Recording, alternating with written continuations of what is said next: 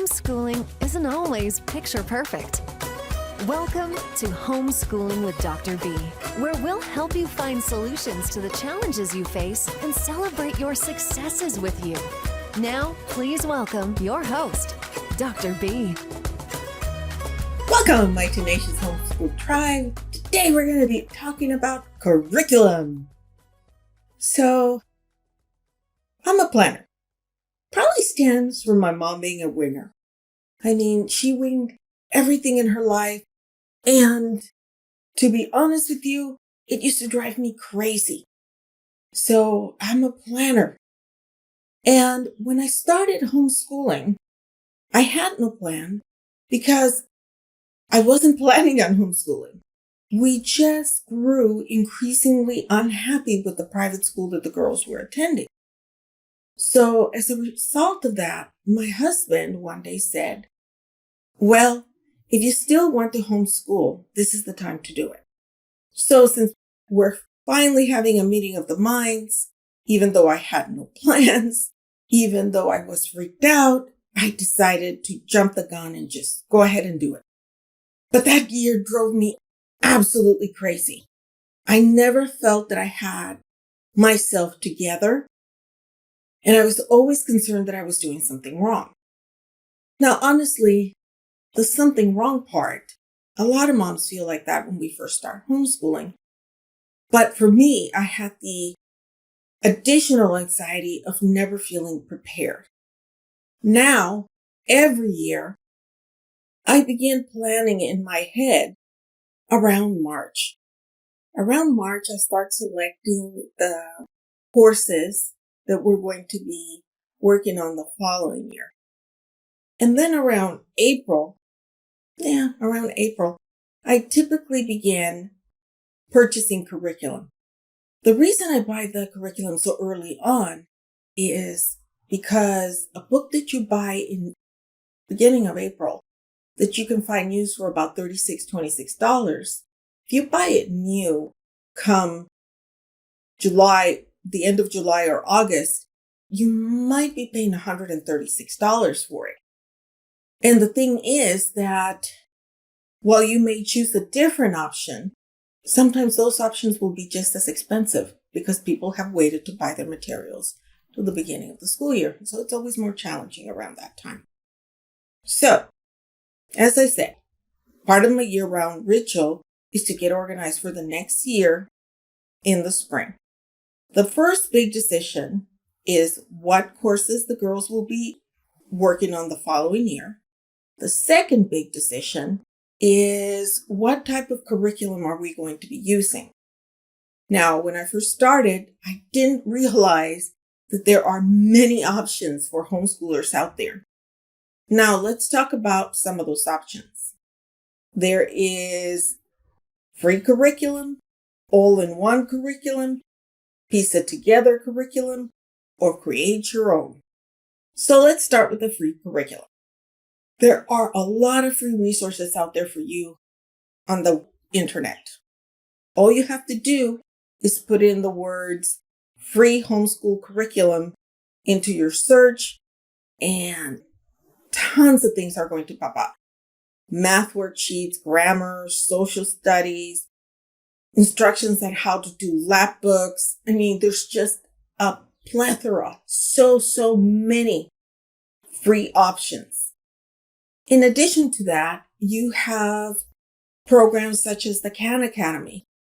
Now, the Khan Academy used to be free for a long time. At one point, we were donating a certain amount of money on a monthly basis, but we were never asked to pay for it. I don't know if that has changed simply because we don't really use the Khan Academy. Additionally, you can Google just about anything and find instructions. I think the best place to look for things where you don't know how to do something, of course, is YouTube videos. You don't know how to explain the Pythagorean theorem or the hypotenuse. And there it is. You put it on YouTube, pops up with a really nice video, typically from a teacher. So it's a wonderful resource. But like anything, there's negative aspects and positive aspects to this type of curriculum. So let's talk about the negatives first. I think the first one and most important one is that the creators of free content don't always spend a lot of time producing quality material. Certainly producing quality material for the older kids. It's a lot easier to find material for the younger kids. But take into consideration that they're doing it for free. So they're not getting paid and they're not going to put as much effort into it. Oftentimes with this free curriculum, there's no help for the parents. The parents are confused about the worksheets or they're confused about how to teach a specific concept. They're probably not going to find it. You would probably have to go to a different resource, do a YouTube search, for example. And of course, more often than not, when you're using the free curriculum, you will need to purchase additional curriculum to supplement the free stuff that you're using. So now you might be able to find a way to supplement it for no cost, as I said, by searching YouTube. But if you're looking for more detail, more in-depth knowledge into a specific subject, you're probably not going to find it when it comes to the free curriculum. Additionally, you will have to spend some time putting together this free curriculum in a cohesive manner so that it makes sense and you have some kind of a plan for the year. The positives of free curriculum, well, number one, it's free and it tends to be excellent for the younger kids. There's really a lot of things for elementary school. It does get harder as the children move on to middle school or high school, but you can still find some pieces. Another positive point is that you could use free material as supplemental material. So my kids in general are really good in math, but now that we've moved on to pre-algebra, they're struggling with like variables and they confuse the rules for addition and subtraction with the rules for division and multiplication. Now, typically, I always feel that our math program has enough examples, but in this case, the kids just really stumbled. So, went to Google and plugged in like variables, addition and subtraction, like variables, division and multiplication, and I got free worksheets to add to our existing curriculum. All-in-one curriculum. There is a confusion typically about all-in-one curricula, especially since the term also applies to this type of homeschooling option. Now, part of what makes it confusing is that all-in-one curriculum is also called box curriculum, multi-subject curriculum, but they're all describing the same thing. It's curricula that will cover core subjects and usually entails math, language arts, social studies, and science, and will come to you in one complete package. And you have a lot of options when it comes to all-in-one curricula. For example, Abeka, My Father's World, Christian Liberty Press, Sunlight, The American School, The Good and the Beautiful. There are also secular options such as Colbert, Global Village, Royal Fireworks Press, Torchlight, Earth Schooling, Magic Forest Academy, The Secular Homeschooler. So lots and lots of options. All you have to do is search for all-in-one curriculum. Now, the negatives to all-in-one curriculum is you might purchase an all-in-one and find that there's sections of it that do not work for you. I remember when the girls were in preschool, I went with Colbert. I was really excited because Colbert truly sent me an all-in-one package. Art supplies, their pencils, the paper, the books, everything was included in this package. However, we never used the literature component of it. my kids just didn't enjoy that part of the Colbert preschool system. These are very old traditional stories, and my kids were just not entertained by them. So I ended up creating our own curriculum for literature. And yes, that meant buying additional resources. So that's really one of the negatives. You might end up with stuff that you do not use. It doesn't fit your kids, or it doesn't work for your family. Now, in our case, we donated what didn't work for us. But honestly, it can't be cost ineffective if you're finding that a lot of the pieces do not work for your family, or that your children do not enjoy this specific program. Another time I tried buying an all-in-one curriculum was I went with language arts from Classical Conversations. And my kids didn't like the grammar portion of it. One of my kids said, I don't want to find Jesus in my alphabet soup. They really resisted, so we moved on. Now, I understand what she was saying. She did not particularly enjoy the fact that everything had to do with religion in this program, but it was an excellent program when it came to grammar. It just didn't work for us. They didn't like it. They resisted it. And we went with the secular program. And honestly, our family does primarily secular curriculum. The pros, the positives of all-in-one curriculum.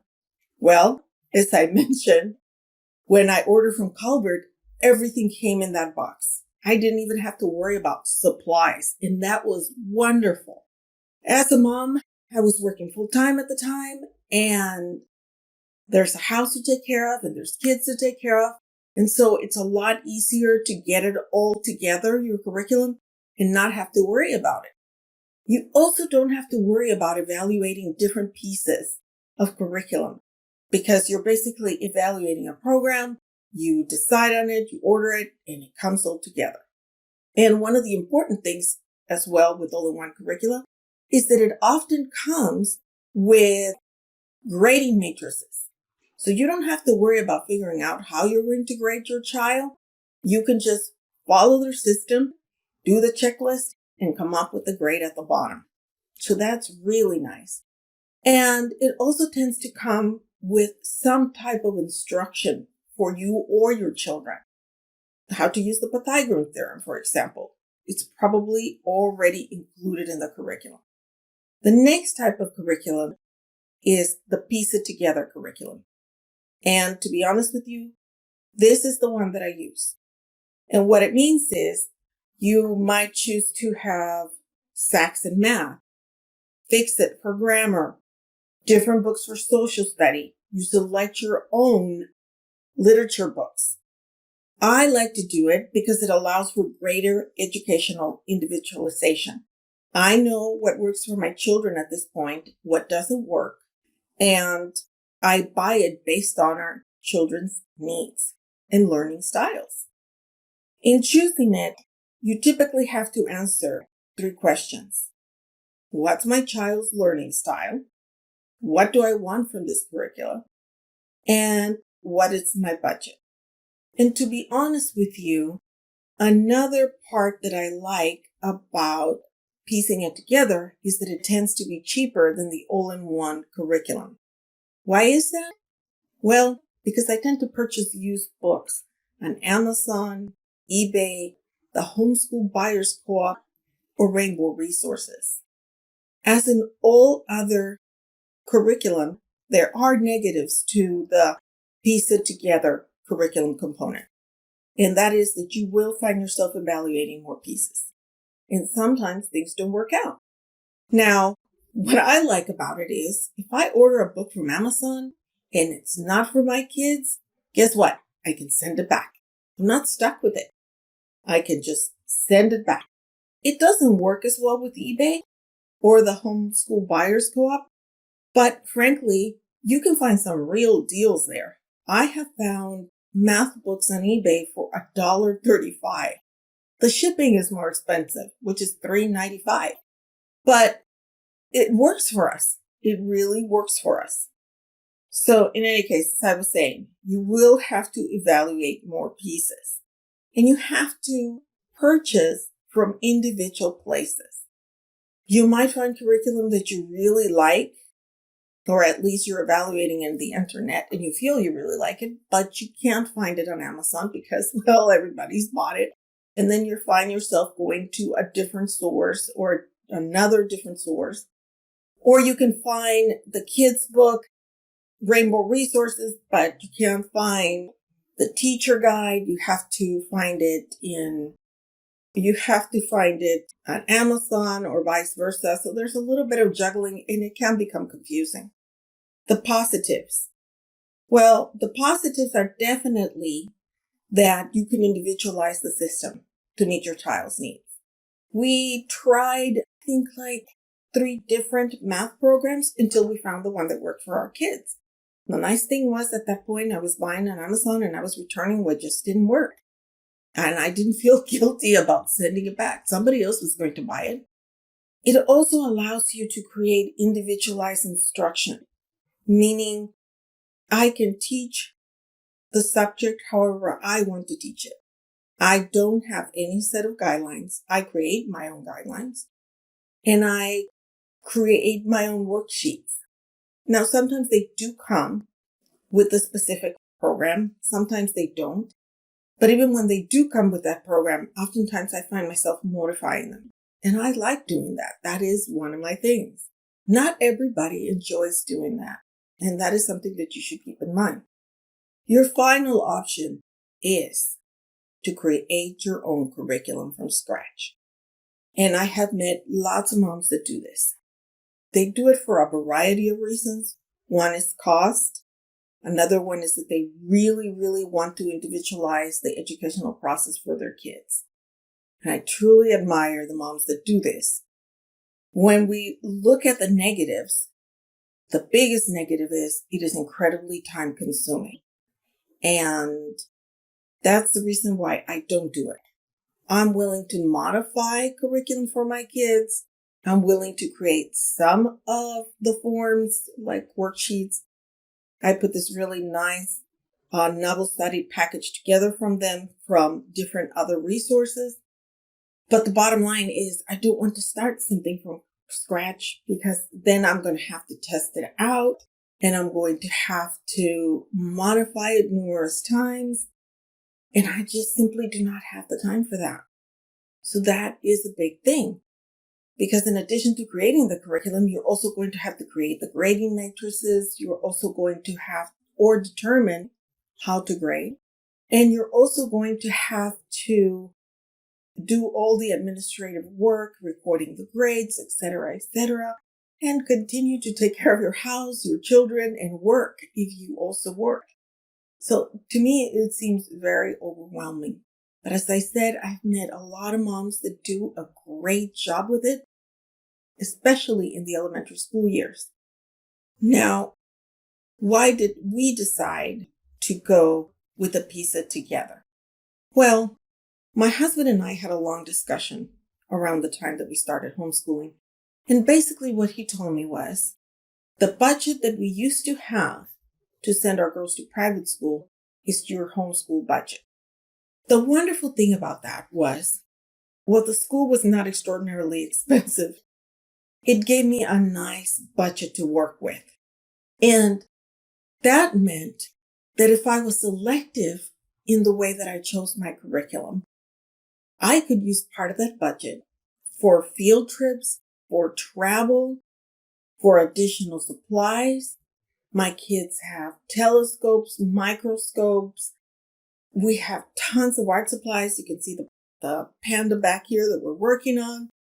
We have traveled to Aruba. We're planning on taking a trip to Mexico. We are also planning on doing a trip, perhaps in 2022, to Asia. And a lot of it has to do with the way that we budgeted for our homeschooling experience. Now, some people find it overwhelming to piece it together, so I'm going to share with you how I go through that process. I chose 3 schools Three schools that I respected for their academic rigor, because we're definitely college bound and my kids are interested in going to Ivy League schools. So we're really focused on that path. Then I saw what subjects the schools were teaching for their gifted programs and my daughter's specific grade levels. And in my case, it's easy because my three daughters are in the same grade. I choose the courses that I'm going to teach, and then I review the material that the three schools are using. Now, sometimes I will put something together based on what the material that the three schools are using. Sometimes I'll use some of it. Sometimes I will use none of it, and I will use it from a different school or a different program. It really depends on the kids' specific goals and our interest. It's a combination of both.